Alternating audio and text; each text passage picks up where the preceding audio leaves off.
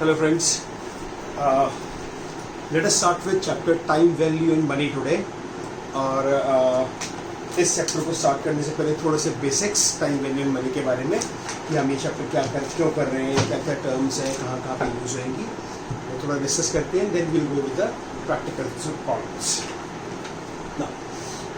कुछ टर्म्स हमें समझनी पड़ेंगी इस चैप्टर को करने से पहले, जो बार बार मैं यूज़ करूँगा इस चैप्टर में. Time value of money basically है क्या चीज़? टाइम वैल्यू ऑफ मनी है कि मेरे पास सपोज आज 100 रुपीज़ है, क्या आज से 2 साल बाद भी उसकी वैल्यू 100 ही रहेगी या बढ़ जाएगी या कम हो जाएगी? सपोज मेरे पास आज 100 रुपीज़ है और मैं 100 रुपीज़ की कोई चीज़ जाके मार्केट से परचेज कर सकता हूँ. क्या 2 साल बाद भी क्या मैं उसी 100 रुपीज़ से वो वाली चीज़ परचेज कर पाऊँगा कि नहीं? ये टाइम वैल्यू ऑफ मनी है कि कुछ टाइम बाद क्या आपके पैसे की वैल्यू उतनी रहती है कि नहीं. द आंसर इज नो, क्योंकि इन्फ्लेशन होता रहता है, महंगाई आहिस्ता आहिस्ता बढ़ती रहती है. इन्फ्लेशन की वजह से जो पैसे आपके पास आज है 100 रुपीज़, 2 या 3 साल बाद हो सकता है उसकी वैल्यू 96 रुपीज़, 94 रुपीज़ ऐसा कुछ हो जाए. मतलब आपकी परचेज पावर कम होती चली जाती है उसी अमाउंट ऑफ मनी से जिसे आप आज यूज़ कर सकते हो या फिर उसी पैसे को 2 साल 3 साल बाद यूज़ करना चाहोगे. Reason inflation. इन्फ्लेशन इस महंगाई बढ़ती रहती है. जब चीज़ें महंगी होती रहेंगी तो ऑटोमेटिकली आपकी जो परचेज पावर है कम होती जाएगी. अगर पैसा आपके पास सेम है तो इसको यूज़ करते हैं हम टाइम वैल्यू ऑफ मनी में. हम कुछ ऐसी कैलकुलेशंस करने की कोशिश करते हैं कि ठीक है, आज 100 रुपीज़ की वैल्यू आज से 3 साल बाद कितनी होनी चाहिए ताकि मैं वही चीज़ें परचेज कर सकूं जो मैं आज 100 रुपये में परचेज कर सकता हूँ. फाइन. देखो, एक होता है रिस्क फैक्टर. ज़्यादातर लोग जब किसी पैसे को कहीं पे इन्वेस्ट करते हैं तो वो 2 चीज़ों का ध्यान रखते हैं. पहली चीज़, उनके पैसे की वैल्यू बढ़े मतलब एग्जाम्पल, आज 100 रुपीज़ की चीज़ मैं परचेज कर सकता हूँ 100 रुपीज़ में. मैं 3 साल बाद मेरे को उसी 100 रुपीज़ की चीज़ खरीदने के लिए 107 रुपीज़ खर्च करने पड़ने वाले हैं. अगर हम कैलकुलेशन करें तो एग्जाम्पल दे रहा हूँ, तो मैं कहीं पे ऐसी कैलकुलेशन, कहीं पे ऐसा इन्वेस्टमेंट करना चाहूँगा जहाँ मुझे 100 रुपीज़ की जगह 110 या 111 मिले, क्योंकि 100 की वैल्यू 107 तो वैसी होने वाली है और मैं 3 साल के लिए पैसा भी ब्लॉक कर रहा हूँ. तो जो पैसा मुझे मिलेगा वो थोड़ा ज़्यादा होगा जिससे मेरी आज की वैल्यू वाली चीज़ भी खरीदी जा सके और थोड़ा सा पैसा बच भी सके. तो इस तरह की कैलकुलेशंस करके हम लोग पैसा इन्वेस्ट करते हैं. अब उन कैलकुलेशंस में थोड़ा सा पैसा हम ज़्यादा क्यों रखते हैं? क्योंकि रिस्क फैक्टर भी तो है. मैं आज किसी कंपनी में पैसा लगा रहा हूँ और कंपनी आज बहुत अच्छा काम कर रही है, मैंने 3 साल 4 साल के लिए पैसा वहाँ पे इन्वेस्ट कर दिया. क्या पता 3-4 साल में कंपनी बैंकरप्ट हो जाए, क्या पता कोई प्रॉब्लम आ जाए, कंपनी में क्राइसिस आ जाए, तो जो मेरा पैसा वहाँ पे इन्वेस्ट हुआ पड़ा है वो रिस्क भी तो है ना मेरा. तो जो पैसे की वैल्यू आज है उतनी वैल्यू कम से कम मिले और उससे ऊपर कुछ पैसा मिले, क्योंकि मुझे रिस्क भी मैं ले रहा हूँ. इन केस कोई प्रॉब्लम आई तो मैं सफ़र कर सकता हूँ. इसका मतलब ये है कि मुझे कुछ ऐसा इन्वेस्टमेंट्स करनी चाहिए जहाँ पे मुझे पैसा ज़्यादा भी मिले और रिस्क फैक्टर को भी कवर करा जा सके. फाइन. इसीलिए लोग इंटरेस्ट चार्ज करते हैं. जब कोई किसी को पैसा देता है तो इंसान इंटरेस्ट चार्ज करता है. जैसे आपने बैंक में पैसे डिपॉजिट करे, बैंक से फिर बहुत सेव होते हैं. आपने बैंक में पैसे डिपॉजिट करे 100 रुपीज़, बैंक ने बोला ठीक है आप 1 साल के बाद मुझसे 106 रुपये ले जाना, 106 रुपीज़ ले जाना. सपोज इन्फ्लेशन 4% है. इसका मतलब है जो चीज़ मैं आज 100 रुपये में खरीद पा रहा हूँ 1 साल बाद मुझे 104 रुपये खर्चने पड़ेंगे उसके लिए. तो अगर मुझे 104 की जगह 106 मिल रहे हैं तो 2 रुपये एक्स्ट्रा मिल रहे हैं. इसका मतलब मेरी जो सेविंग है वो एक तरह से बैंक, क्योंकि सेफर साइड देती है, वहाँ पर भी है और मुझे पैसा भी ठीक ठाक मिल जाएगा. फाइन. मैं कुछ टर्म्स यूज़ करूँगा क्लास में. P is principal is initial value. जैसे मैंने 100 रुपीज़ इन्वेस्ट करें तो this is P, this is my initial value. Fine. I is rate of interest. आप कितने रेट ऑफ इंटरेस्ट पे डाल रहे हो पैसे को? 5% मिलता है, 6% मिलता है, 8% मिलता है, that is rate of interest. T is time period. आप कितने टाइम के लिए पैसा इन्वेस्ट कर रहे हो, that is known as time period. A is amount is आपको वापस कितना पैसा मिलेगा. फाइन. आपने आज 100 रुपीज़ इन्वेस्ट करे, आपको 106 रुपीज़ वापस मिलने वाले हैं, तो वो 106 आपका अमाउंट है. Fine. So initial value is P, small I is rate of interest in decimals, T is time period and A is your amount. Okay.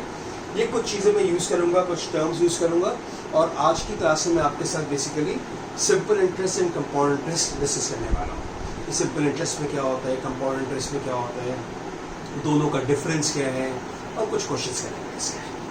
Fine.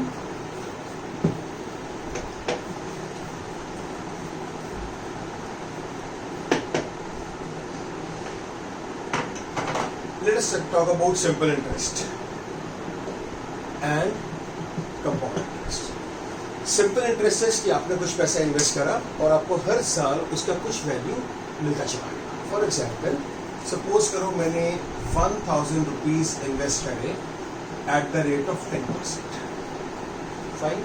First year मुझे 1000 का 10% दैट इज 100 रुपीज इंटरेस्ट मिलेगा, तो मेरा amount हो जाएगा 1000 plus 100 that is 1100। After first year मैंने 1000 rupees invest करे, bank ने या किसी इंस्टीट्यूशन ने मुझे 10% इंटरेस्ट दिया, तो 1000 रुपीज मेरे पहले थे और 100 रुपीज इंटरेस्ट आया 1100। सेकेंड ईयर फिर से उस इंस्टीट्यूशन ने 10% दे दिया, मतलब इस पर प्रिंसिपल वैल्यू स्टार्टिंग वैल्यू पे अगेन 100 रुपीज इंक्रीज हो गए, तो 1100 के अंदर 100 ऐड हुआ, अगले साल मेरे पास पैसे बन गए 1200 रुपीज। थर्ड ईयर के एंड में फिर 10% मिल गया 1000 रुपीज का, दैट इज अगेन 100, तो वो 100 इसमें ऐड होगा और अब मुझे मिल गए 1300। तो इस तरह से हर एक साल 100 ऐड होते चले जाएंगे। कंपाउंड इंटरेस्ट में क्या होगा, फर्स्ट ईयर 1000 पे 10% दैट इज 100 रुपीज मिले, मेरे पास आ गया 1100। सेकेंड ईयर ये जो 10% अमाउंट था ना, अब सेकेंड ईयर पिछले वाले प्रिंसिपल पे मिलेगा, स्टार्टिंग प्रिंसिपल पे नहीं।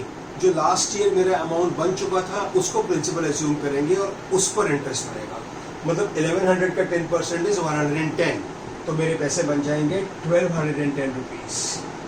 थर्ड ईयर मुझे इस 1210 रुपीज पे 10% मिलेगा, दैट इज 121। 1210 रुपीज के अंदर देखो पहले क्या था 1000 रुपीज, 1000 का 10% मिला 100, 1100 हो गया।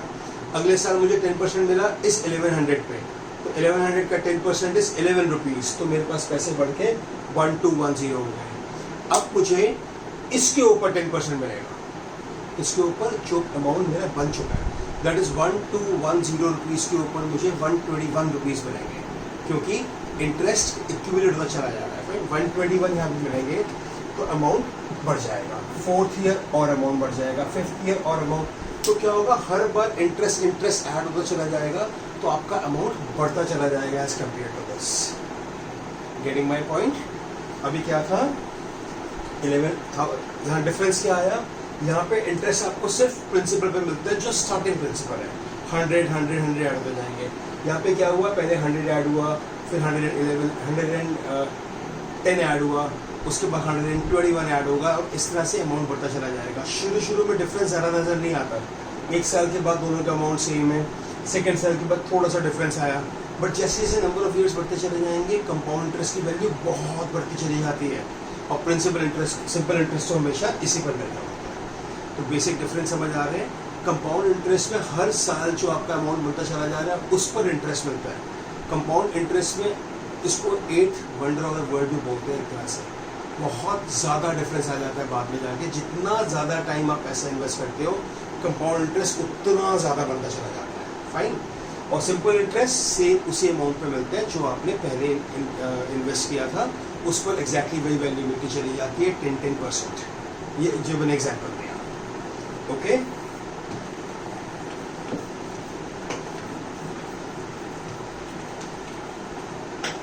ना पहले करते हैं सिंपल इंटरेस्ट का फॉर्मूला और कुछ क्वेश्चन सिंपल इंटरेस्ट में।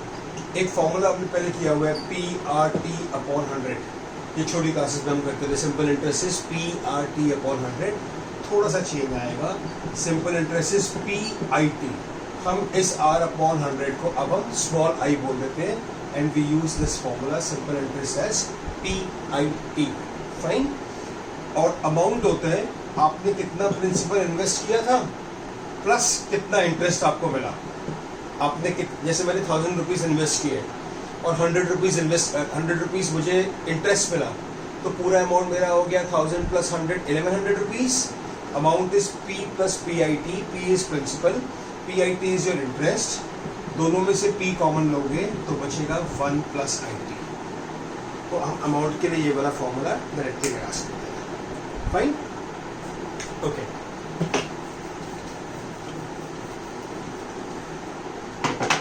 Late us come on to आपके मॉड्यूल्स का पेज नंबर 4.4. कैलकुलेशंस नहीं करूंगा मैं, आपके साथ बेसिक वैल्यूज कैसे प्लेस करनी है बताता रहूंगा. जैसे फर्स्ट क्वेश्चन पिक करते हैं.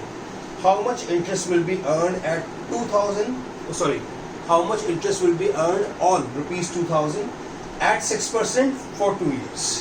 आपको इंटरेस्ट फाइंड करना है. इंटरेस्ट का फॉर्मूला PIT. क्वेश्चन में गिवन है principal is ₹2000, rate of interest is 6%. 6% को आप 6/100 लिख लो, या आप डेसिमल्स में कन्वर्ट कर लोगे तो 0.06 आ जाएगा. Into time given to you is 2 years. Simplify कर लो, सिंप्लीफाई करोगे तो आपका आंसर आ जाएगा ₹240. So this is your interest. Interest in what? Interest on ₹2000 that you invested for 2 years at the rate of 6% interest. Fine. एक second question pick करते हैं. Sanya deposited ₹50,000 in a bank for 2 years with a rate of interest 5.5%. How much interest would she earn? Now again, interest is PIT. Amount deposited is ₹50,000. Interest is 5.5%, and time given to you is 2 years. Simplify this out, आपका answer 5500 आ जाएगा. Simple formula, simple interest का, that is PIT. और interest को आप decimals में लिख सकते हो या फिर अपॉन 100 करना चाहो तो उस तरह से प्लेस कर सकते हो. फाइन. ओके. अब मान लो ये सॉरी इंटरेस्ट आपके पास आ जाएगा 5500 रुपीज. ठीक है. अब सपोज करो इसी क्वेश्चन में बोलता है अमाउंट बताओ, तो अमाउंट कैसे निकाल सकते थे हम? Amount is principal plus interest. मैंने कितना पैसा इन्वेस्ट, साने ने कितना पैसा इन्वेस्ट किया था? 50,000. और इंटरेस्ट कितना आया? 5500. तो साले को पूरे पैसे मिल जाते 55,500. एक तो ये तरीका है कि आप पहले इंटरेस्ट निकाल लो, इंटरेस्ट को प्रिंसिपल में ऐड करते हो, या फिर डायरेक्टली अगर अमाउंट वाला क्वेश्चन आए तो सीधा जो मैंने फॉर्मूला बताया था आपको वो भी अप्लाई कर सकते हैं. P1 प्लस स्ट्रेट अवे आप वो वाला फॉर्मूला अप्लाई कर सकते हैं. ठीक है.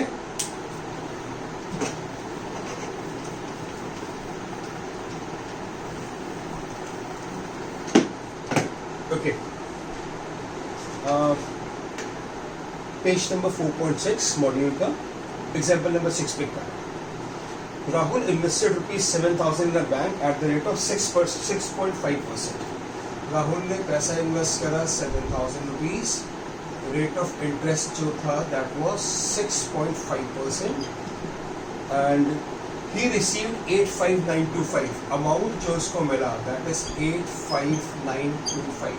अब ये लिखा है ही रिसीव्ड, मतलब इसने जो पैसा इन्वेस्ट करा था और जो इंटरेस्ट मिला दोनों को मिला के, जो पैसा इन्वेस्ट करा और जो इंटरेस्ट मिला दोनों को मिला के it was 85925.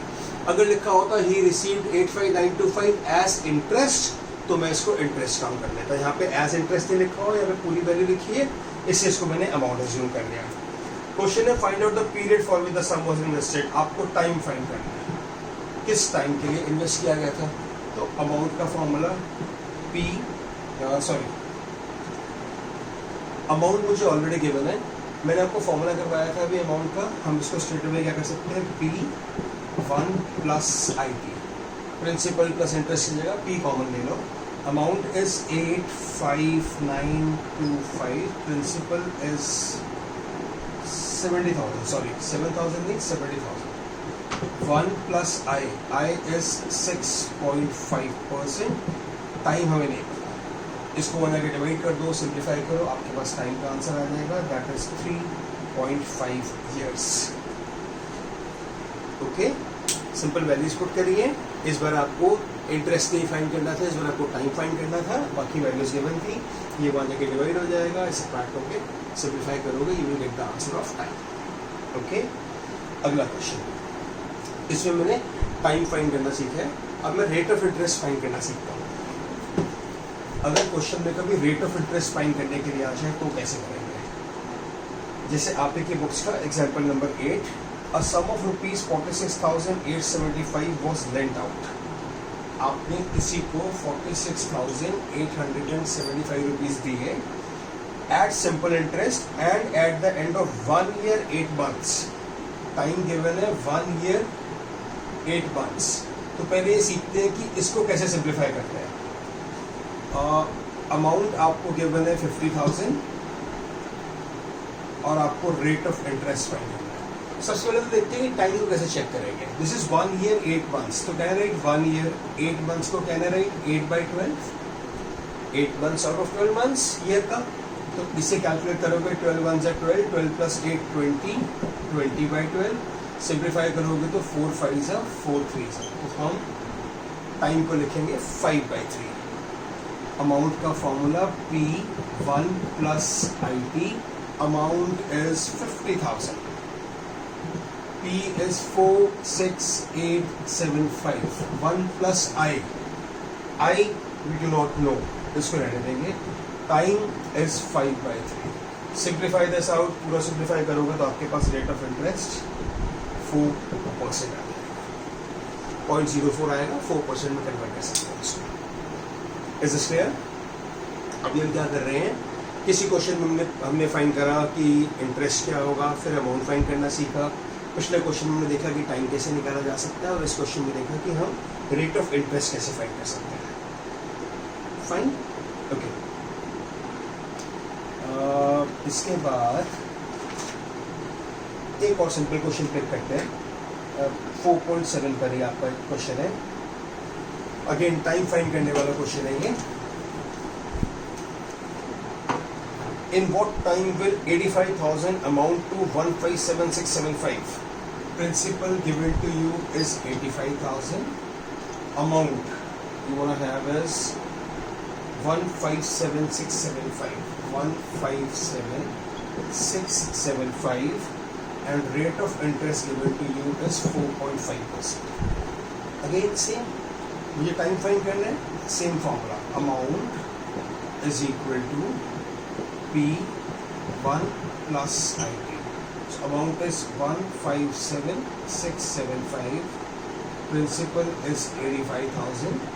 1 plus I is 4.5%. and T. यहाँ जाके डिवाइड करो, सिंप्लीफाई करो, आपका टाइम का आंसर आ जाएगा. इस क्वेश्चन में it is 90 days. So fine. So simple interest हमने क्या किया, PIT वाला फॉर्मूला अप्लाई करेंगे सिंपल इंटरेस्ट फाइंड करने के लिए. अमाउंट करने के लिए प्रिंसिपल को ऐड कर देंगे उसको. Okay, now we come on to compound interest. तो compound interest का एक सिंपल सा फॉर्मूला जो बार बार यूज करेंगे, बट कंपाउंड इंटरेस्ट में कुछ कन्वर्जन्स बड़े इंपॉर्टेंट है. तो कन्वर्जन सीखना बहुत इंपॉर्टेंट है. मैं आपको straight away page number 4.12 example 12 पे लेके जा रहा हूँ, क्योंकि इसमें मैं आपको सारे कन्वर्जन सिखाऊंगा. सेमी एनुअली, क्वार्टरली, मंथली अगर आएगा तो हम किस तरह से चेंजेस करते हैं क्वेश्चन में.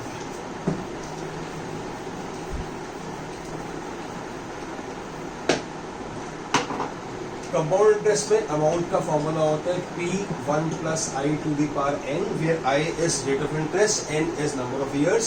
और अगर आपको इंटरेस्ट फाइंड करना है कंपाउंड इंटरेस्ट, तो that is amount minus principal. आप अमाउंट में से प्रिंसिपल माइनस कर देंगे तो कंपाउंड इंटरेस्ट आ जाएगा. I write repeated. This is P1 plus I to the power n. और अगर आपको कंपाउंड इंटरेस्ट फाइंड करना है, this will be amount minus principal. Okay. अच्छा, अब इसमें ना रेट ऑफ इंटरेस्ट टाइम थोड़ा चेंज होता है डिपेंडिंग अपॉन कि इंटरेस्ट आपको कैसे मिल रहा है. आपको कंपाउंडेड कैसे हो रहा है, मंथली मिल रहा है, ईयरली मिल रहा है, हाफ ईयरली है, क्वार्टरली है. तो कुछ चेंजेस आएंगे, जैसे कि I repeat page number 4.12 example number 12. ₹2000 is invested at annual rate of interest 10%. Principal 2000, rate of interest 10%. आपने पैसा इन्वेस्ट किया. ना आपसे पूछा गया 10% को अगर हम कन्वर्ट करेंगे तो 10/100 आएगा. दैट इज 0.1, जो मैं वहाँ पे यूज करने वाला हूँ अभी. ओके. अब पहला क्वेश्चन है कि अगर एनुअली होता है तो क्या है. एनुअली फॉर्मूला, अमाउंट का formula P1 plus I to the power n, और इसमें लिखा हुआ है अमाउंट आफ्टर 2 years. 2 साल बाद कितना अमाउंट हो जाएगा अगर आपको इंटरेस्ट एनुअली करता है. अमाउंट कितना होगा, प्रिंसिपल कितना 2000. 1 प्लस रेट ऑफ इंटरेस्ट कितना 0.1. टाइम ऑफ ईयर्स कितना 2. आप इसे सिंप्लीफाई करो, आप इसे सिंप्लीफाई करोगे तो आपका आंसर आएगा ₹2420। दिस इज फॉर एनुअल, ठीक है। Now we come out to semi annual. अगर वो वर्ड यूज कर देगा सेमी एनुअली, तो सेमी एनुअल में चेंजेस क्या करेंगे, ध्यान से समझना। ये 1 साल है। सेमी एनुअली मतलब आपको एक बार इंटरेस्ट यहाँ मिलेगा और आपको एक बार इंटरेस्ट बाद में मिलेगा, तो 1 साल में 2 बार इंटरेस्ट मिलेगा, डबल कर दो। हम क्या करेंगे, टाइम को 2 साल की जगह 2 × 2 4 कर देंगे, टाइम 4 हो जाएगा। क्योंकि देखो 2 साल है ना, 0 to 1 एंड 1 to 2। अब आपको इंटरेस्ट मिल रहा है सेमी एनुअल, एक बार बीच में 6 महीने बाद मिलेगा, फिर 1 साल बाद, फिर 1.5 साल बाद और फिर 2 साल बाद। तो हम क्या करते हैं, सेमी एनुअल वाले केसेस के अंदर टाइम को डबल कर देते हैं। और क्योंकि रेट ऑफ इंटरेस्ट तो उतना ही था, बट वो डिवाइड होके मिलने वाले, तो रेट ऑफ इंटरेस्ट को हाफ कर देते हैं। कितना था, 0.1/2, दिस विल बिकम 0.05। फॉर्मूला यही लगेगा, amount is equal to P1 + I to the power n। Amount principal same रहेगा 2000, 1 + I will be 0.05 and n will be 4। क्यों किया मैंने ऐसा, क्योंकि टाइम जो मुझे 2 years गिवन था, उसमें अब 4 बार इंटरेस्ट मिलने वाला है, हाफ ईयर बाद मिलेगा। एंड रेट ऑफ इंटरेस्ट जो था वो भी डिवाइड हो जाना चाहिए, क्योंकि इंटरेस्ट उतने मिल रहे हैं बट डिवाइड होके मिल रहा है। थोड़ा सा बीच में बढ़ेगा भी, वो हम इफेक्टिव रेट में समझेंगे उस चीज़ को। अभी बेसिकली क्या समझना है, सेमी एनुअल वाला क्वेश्चन जब आएगा तो रेट ऑफ इंटरेस्ट को हाफ कर दो और टाइम को डबल कर दो, ओके, सिंप्लीफाई करने के लिए। अब आपका इसका आंसर आएगा 2431। डिफरेंस देखो बच्चे, वही पैसा जब मैंने वही पैसा उसी रेट ऑफ इंटरेस्ट पे उसी टाइम के लिए जब मैंने एनुअली इंटरेस्ट पे लगाया था, पैसा मिला 2420। अगर वो सेमी एनुअली हो जाएगा तो मुझे ज़्यादा पैसा मिलेगा, 2431, 11 रुपये का फर्क पड़ गया। फाइन, ऐसा क्यों हुआ ये मैं आपको इफेक्टिव रेट में समझाऊंगा।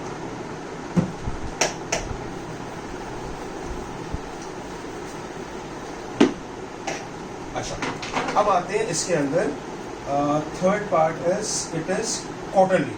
अब क्वार्टरली मतलब एवरी क्वार्टर, हर 3 महीने बाद मिलने वाले, ओके।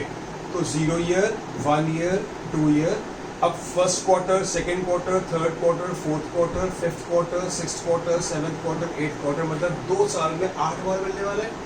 तो क्वार्टरली में हम क्या करते हैं, क्वार्टरली वाले केस में हम टाइम को 4 से मल्टीप्लाई कर देते हैं और इसी तरह से रेट ऑफ इंटरेस्ट को 4 से डिवाइड कर देंगे। रेट ऑफ इंटरेस्ट को 4 से डिवाइड कर देंगे और टाइम को 4 से मल्टीप्लाई कर देंगे। फॉर्मूला वही अप्लाई करेंगे, प्रिंसिपल 1 + दिस। आप इसे सॉल्व करेंगे तो आपका आंसर आएगा 2436.80।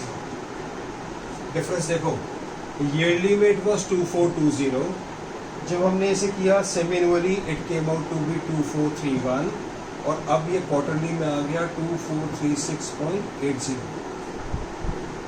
बढ़ता चला जा रहा है, एनुअली से ज़्यादा मिलेगा सेमी एनुअल में, सेमी एनुअल से ज़्यादा मिलेगा क्वार्टर में, और अब मैं मंथली पे आ रहा हूँ। अगर मंथली वाला केस आ जाए तो मंथली वाले केस का मतलब है कि हर महीने इंटरेस्ट मिलने वाला है ना।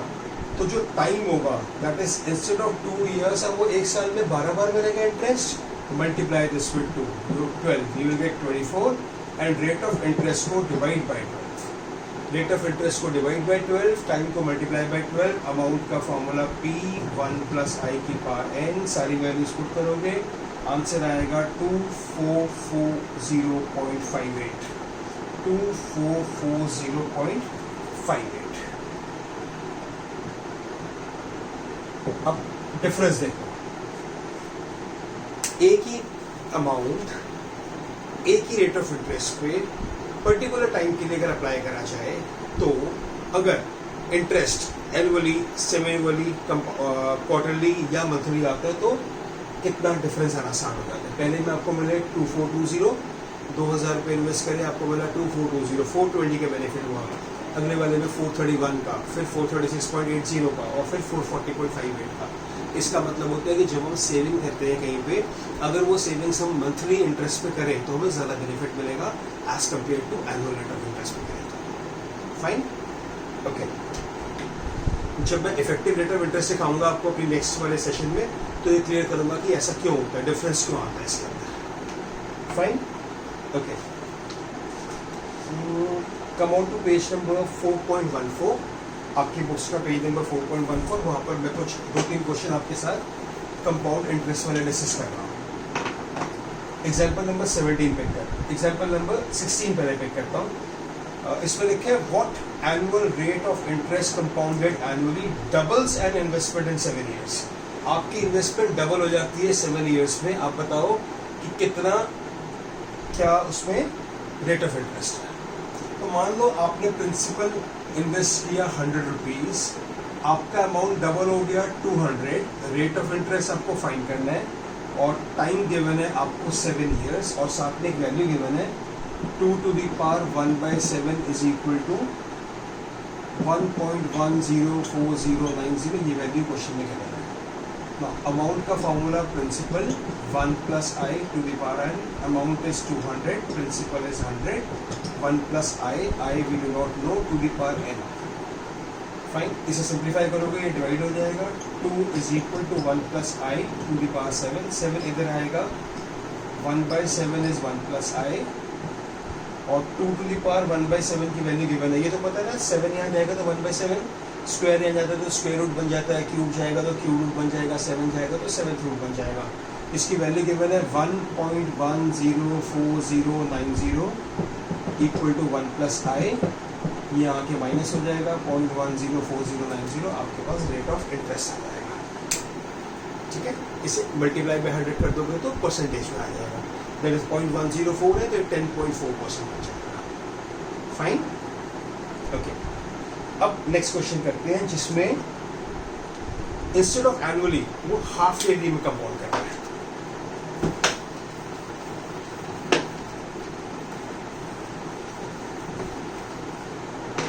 जैसे example number 17, in what time will ₹8,000 amount to 8820, principal 8,000, it will amount to 8820, rate of interest given to us is 10% and compounded half yearly। तो compounded half yearly करना है, ध्यान रखना है इसका, compounded half yearly है। जब compounded half yearly होता है तो हम क्या करते हैं, रेट ऑफ इंटरेस्ट को 2 से डिवाइड करते हैं तो इफेक्टिव रेट ऑफ इंटरेस्ट आ जाएगा 5% और टाइम को 2 से मल्टीप्लाई करते हैं। ओके, पहले रेट ऑफ इंटरेस्ट आ गया, आपने इसे सिंप्लीफाई किया, अब आपकी मर्जी है, आप चाहो तो सीधा टाइम को यहाँ पे 2n भी लिख सकते हो, ये आपकी मर्जी है, आप पहले n सिंप्लीफाई कर लो, लास्ट में जाके आंसर को चेक कर लेना। तो इट्स अप टू यू, आप किस तरीके से कन्वर्ट करना चाहते हो। सपोज जैसे आपकी बुक में किया हुआ है, इन्होंने टाइम को n लिखा हुआ है, सिंप्लीफाई करते हैं, amount P1 + IN, amount is 8820, principal is 8,000, 1 + 5 upon, अब 5/100 लिख रहे हैं या फिर 0.05, एक ही बात है, n। आपने सिंप्लीफाई करा तो आपका n का आंसर आया 2। अब यहाँ पे थोड़ा सा डिफरेंस है, बच्चे इस तरीके से है कि अगर मैं इसे शुरू से 2n ले लूँ, अगर मैं इसे यहाँ पे लास्ट में ला जाके शुरू से टाइम को 2n कर दूँ, तो मैं इसे सॉल्व करूँगा, 8820/8000 is equal to 1 + 5/100 to the power 2n। Compare करोगे तो आपके पास आ जाएगा बाद में जाके 1.05 की पावर 2 एंड 1.05 की पावर 2n। कंपेयर करोगे पावर्स को 2 = 2n n1। इससे कंफ्यूजन नहीं होएगी, अब मैं बताता हूँ ये कंफ्यूजन कैसे हो सकता है बच्चों को, अगर मैं आपके मॉड्यूल के अकॉर्डिंग सॉल्व करूँ तो। रेट ऑफ इंटरेस्ट मैंने हाफ कर दिया, 5% आ गया। जब हम n को सॉल्व करेंगे ऐसे क्वेश्चन के अंदर तो n आएगा 2, अगर मैं 2n नहीं करता तो n आएगा 2, उसे फिर डिवाइड करना पड़ेगा। अब यहाँ पे कंफ्यूजन होती है कि मैंने तो सिखाया था कि टाइम को मल्टीप्लाई करते हैं, फिर डिवाइड क्यों करना पड़ेगा, क्योंकि वहाँ पे n आएगा 2 हाफ ईयर्स, आप ईयर में कन्वर्ट करना चाहोगे तो डिवाइड करोगे। उस कन्फ्यूजन को अवॉइड करने के लिए हमेशा जैसे ही क्वेश्चन आए, अगर बोला हुआ है कि rate of interest semi annually है तो रेट ऑफ इंटरेस्ट को हाफ कर दो, टाइम को डबल ऑलरेडी वहाँ पे कर दो, सिंप्लीफाई करोगे, लास्ट में जाके ये कंफ्यूजन नहीं रहेगा, स्ट्रेट अवे आपके पास आपका आंसर आ जाएगा। ये वाला क्वेश्चन अगर क्वार्टरली होता तो instead of N I would have written 4n, ये एनुअली मंथली होता तो instead of N I would have written as 12n, और कंपैरिजन इजीली होता था। Fine, okay. इसके बाद एक और क्वेश्चन चेक करते हैं, example number 19।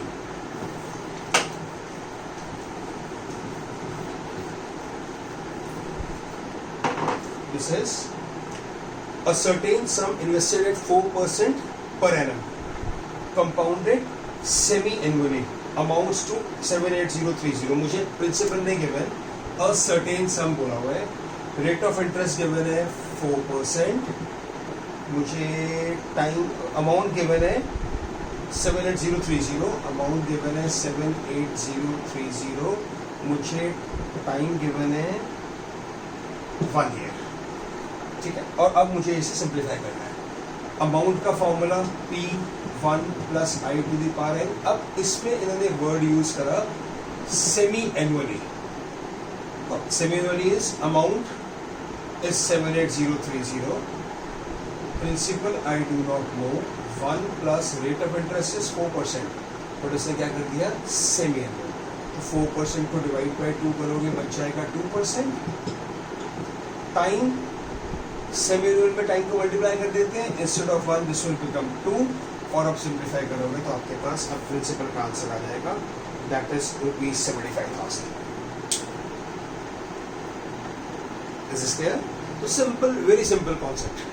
Rate of interest और टाइम में चेंजेस करते हैं, एनुअल में as it is, semi annual में रेट ऑफ इंटरेस्ट डिवाइड करते हैं 2 से, टाइम को मल्टीप्लाई करते हैं 2 से।